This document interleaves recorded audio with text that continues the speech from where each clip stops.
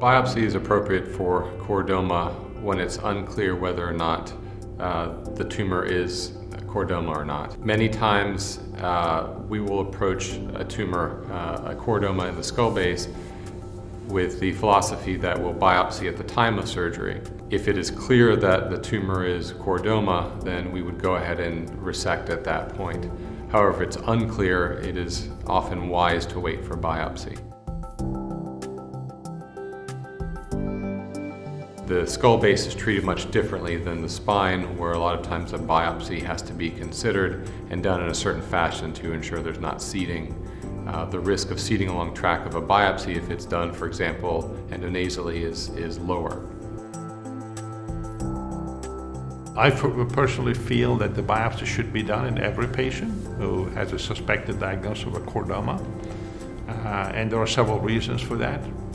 One is that the patient may be thought to have chordoma, but another diagnosis can emerge. I can tell you from my own experience that many patients have been referred to me with a presumed diagnosis of a chordoma, and imaging studies were highly suggestive of that. The patient's age was appropriate, the location was appropriate, and yet we do a biopsy and the tumor comes back as lymphoma, which requires an entirely different type of treatment.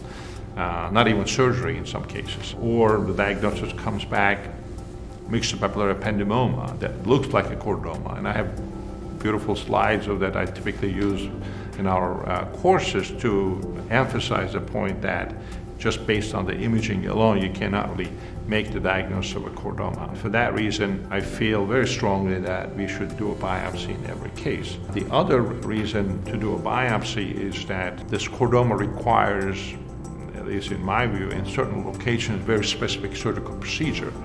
And that procedure can lead to very significant functional loss for the patient.